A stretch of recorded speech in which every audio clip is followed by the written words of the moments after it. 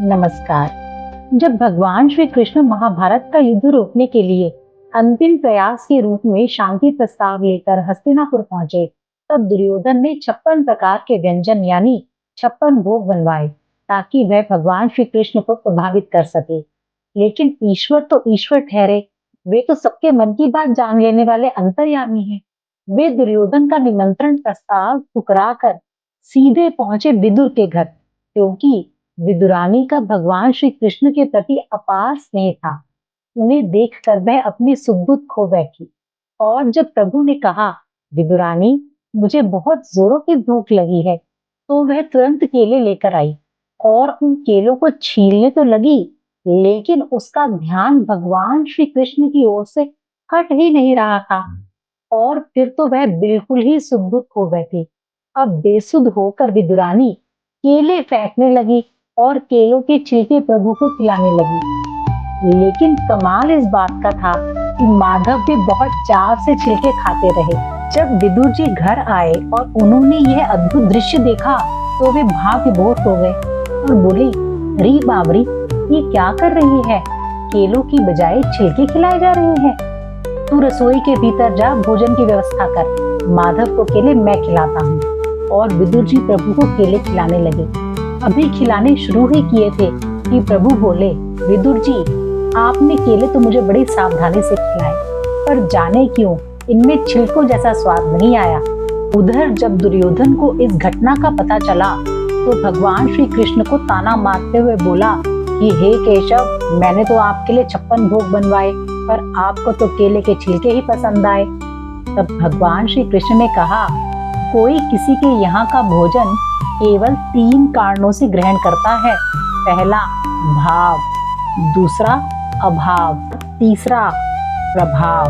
तेरे यहाँ भोजन ग्रहण ना करने का पहला कारण कि तुझ में भाव नहीं, दूसरा मुझे कोई अभाव नहीं, और तीसरा तेरा मुझ पर कोई प्रभाव भी तो नहीं। फिर मैं तेरे घर का अन्न भला क्यों ग्रहण करने लगा? मैं तो वही गया जहाँ मुझे जाना चाहिए, क्योंकि मैं भोजन का नहीं, भाव का भूखा हूँ। भाव का भूखा हूँ मैं, बस भाव ही एक सार है। भाव से मुझको भजे तो उसका बेड़ा पार है। अन्न धन और वस्त्र भूषण कुछ न मुझको चाहिए, आप हो जाए मेरा, बस ये मेरा सत्कार है। भाव बिन सब कुछ भी दे तो मैं कभी लेता नहीं, भाव से एक फूल भी दे तो मुझे स्वीकार है। श्रीमद् भगवत गीता के 9वें अध्याय के 26वें श्लोक में भगवान श्री कृष्ण ने कहा, पत्रम पुष्पम फलम तोयम यो में भक्त्या प्रयच्छति तदहम भक्त्युपहृतम मश्नामि प्रयतात्मनः। अर्थात जो कोई भक्त मेरे लिए प्रेम से पत्र, पुष्प, फल, जल आदि अर्पण करता है, उस शुद्ध बुद्धि निष्काम प्रेमी भक्त का प्रेम पूर्वक अर्पण किया हुआ वह पत्र पुष्प आदि मैं सगुण रूप से प्रकट होकर प्रीति सहित स्वीकार करता हूँ। तो आज की इस वीडियो से हमें क्या प्रेरणा मिली? यही कि ईश्वर को लुभाने के लिए महंगे साजो सामान, सोने चांदी के बर्तन आदि सब व्यर्थ हैं, यदि उन्हें भाव से अर्पण ना किया गया हो। दूसरी ओर यदि सच्चे सरल भाव से ईश्वर को जो कुछ भी अर्पण किया जाता है, वह उन्हें स्वीकार्य हो जाता है। तो यदि आप धनी हैं, समर्थ हैं और ईश्वर के प्रति सच्चा भाव रखते हैं, तो फिर आप बहुत भाग्यशाली हैं। तब आप अपनी सामर्थ्य अनुसार उत्तम से उत्तम भोज्य सामग्री, फल, मेवा, मिठाई आदि सब अर्पित करें। लेकिन यदि आप पूजा पाठ के लिए महंगी सामग्री नहीं जुटा सकते, तो बिल्कुल परेशान ना हो, क्योंकि ईश्वर को पता है कि आप इतना धन खर्च नहीं कर सकते।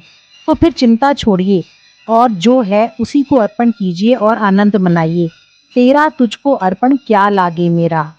बस इतना याद रखें कि भाव का अभाव कदापि ना हो। दुर्योधन के मेवा त्यागे, साग विदुर घर खायो।